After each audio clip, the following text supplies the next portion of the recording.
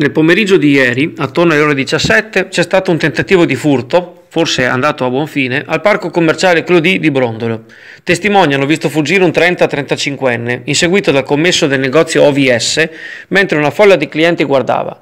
Sono giunti i carabinieri, ma l'uomo, vestito di nero con cappello, jeans e una borsa bianca e nera, probabilmente è riuscito a dileguarsi. Eventuali ulteriori aggiornamenti in seguito. 5 euro. 5 euro. Qua in 2 minuti metti il microonde o il forno ed hai il piatto di pranzo pronto. Meningite, nel veneziano 2300 vaccinazioni straordinarie. I dati sono confortanti, ma non si abbassi la guardia. Si celebra lunedì 24 aprile il World Meningitis Day, la giornata mondiale per la prevenzione contro la meningite, che cade in una fase storica in cui la malattia non cessa di far parlare di sé.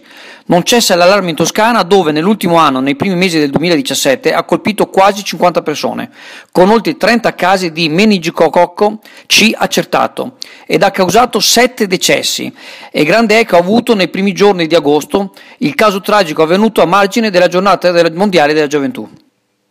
Al centro di tutto lo sforzo di sensibilizzazione sta l'appello alla vaccinazione, e su questo fronte specifico del vaccino contro la meningite importante è lo sforzo dell'azienda sanitaria di Venezia.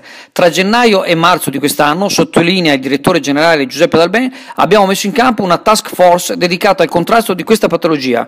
Il nostro servizio vaccinale ha organizzato 32 sedute straordinarie, 15 delle quali svoltesi di sabato, e ciascuna di queste sedute hanno aderito mediamente 70 utenti.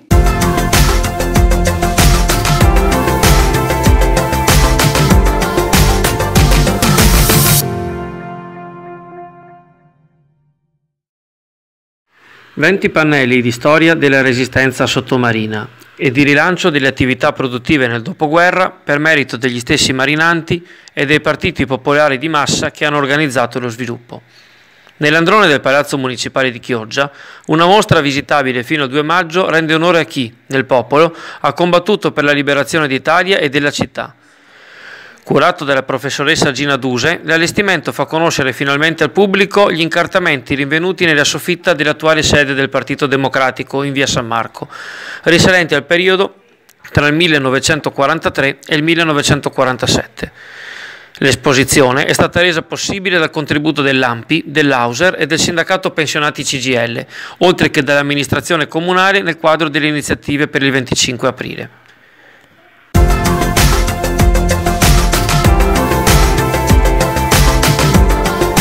E allora l'ultima fuori casa.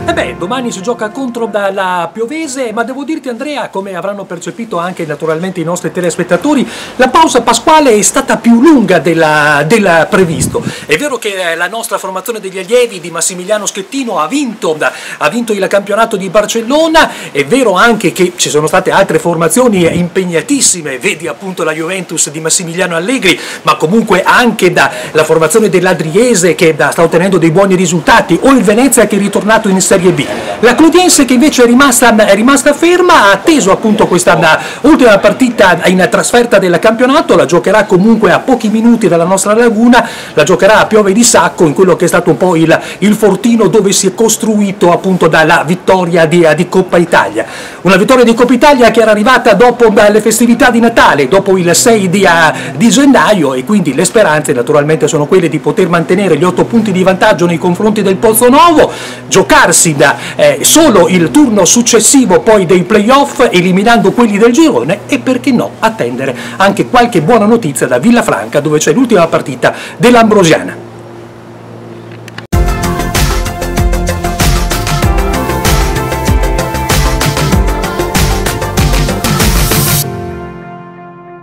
Due i film in programmazione nel weekend al cinema Don Bosco. Sabato 22 aprile alle ore 17 il via alle danze con i Puffi, Viaggio nella foresta segreta, ennesimo capitolo della saga dei piccoli omini blu disegnati da Peio. Anche stavolta i Puffi si trovano a doversi difendere dalle grinfie di Gargamella.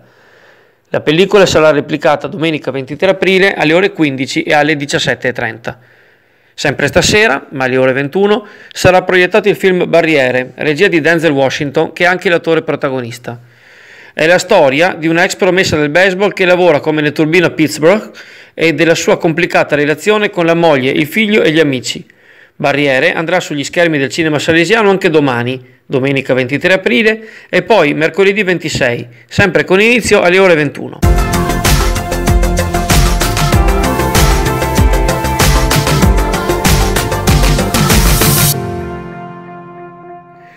Per la 43esima stagione concertistica organizzata dalla Gioventù Musicale d'Italia, domenica 23 aprile dalle ore 17:15 nell'Auditorium di Calle San Nicolò sarà di scena il quintetto Verona Concentus Ottoni, con le trombe di Fabrizio Mezzari e Roberto Rigo, il corno di Stefano Rossi, il trombone di Lorenzo Rigo e il basso tuba di Davide Borgonovi.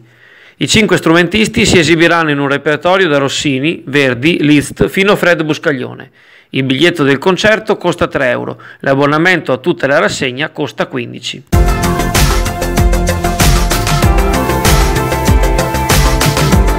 Insomma, finisce questo freddo o non finisce? Ciao Andrea e ciao amici di Chioggia Azzurra e buona giornata a tutti.